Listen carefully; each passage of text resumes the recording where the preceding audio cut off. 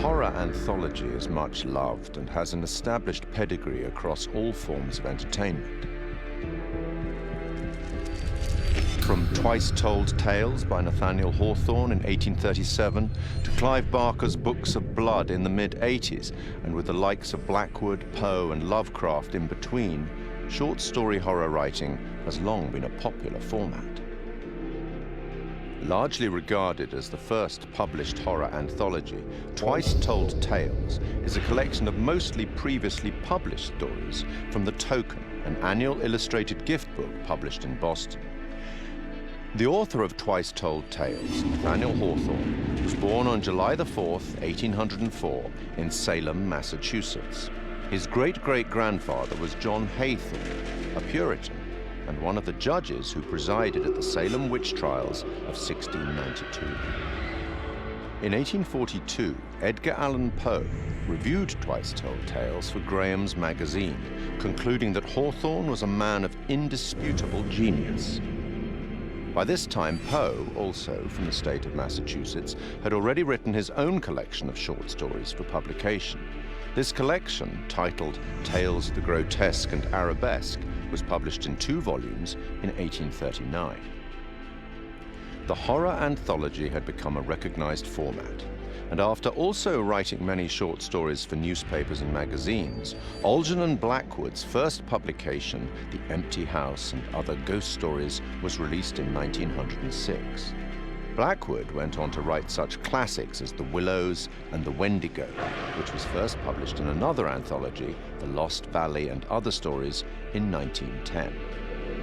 Fast forward 74 years to 1984 and the first publication of Books of Blood. Each book was a collection of horror stories written by British author Clive Barker, the first of which catapulted Barker to legendary status in horror writing, with Stephen King proclaiming him the future of horror. Several of the stories from Books of Blood have been adapted successfully for film, including Rawhead Rex and The Midnight Meat Train. Barker adapted The Yattering Jack in 1986 for use in George A. Romero's anthology TV series Tales from the Dark Side. I take it you will remain. Short-form storytelling arrived on a new medium in 1938 when the radio show The Mercury Theatre on Air broadcast an adaptation of Dracula.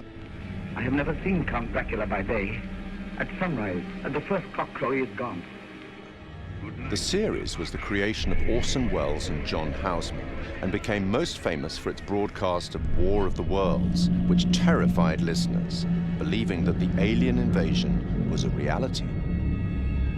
From 1942, the radio drama series Suspense broadcast more than 90 short plays on CBS radio for 20 years, often featuring some of Hollywood's leading stars. Initially, the series seldom used material that would be classified as horror, fantasy, or science fiction, but by the late 50s, this became a regular occurrence, including material such as H.P. Lovecraft's The Dunwich Horror. One episode, The Hitchhiker, broadcast in 1942, featured a performance by Orson Welles and was later adapted for an episode of The Twilight Zone in 1960. 1947 saw the debut of Quiet Please, a radio horror and fantasy series created by Willis Cooper.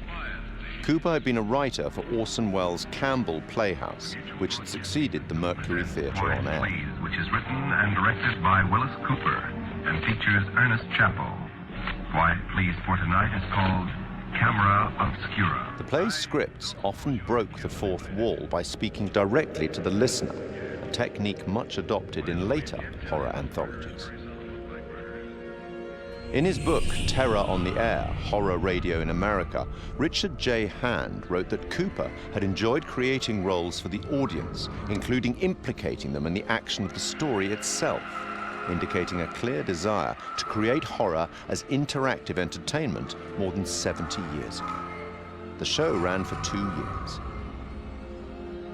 Forward 50 more years in radio, and in October 2010, we see the debut of Larry Fessenden and Glenn McQuaid's radio show, Tales from Beyond the Pale. Successful genre filmmakers in their respective rights, the two began producing episodes under Fessenden Studio, Glass Eye Pix, influenced by the works of Boris Karloff, Peter Lorre, and Orson Welles. Fessenden would later partner with the show's sound designer, Graham Resnick, to write the scripts for Supermassive Games' critically acclaimed horror debut, Until Dawn, and for the first game in their Dark Pictures horror anthology, Man of Medan.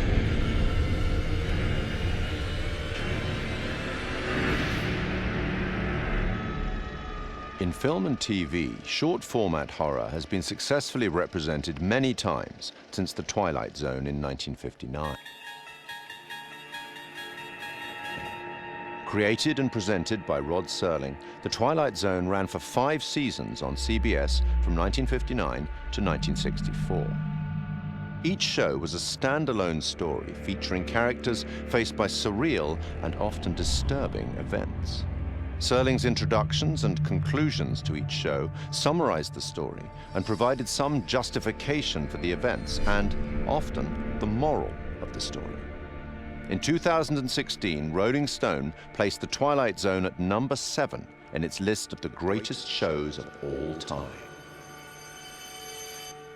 The 1972 film Tales from the Crypt is highly regarded by fans of the genre.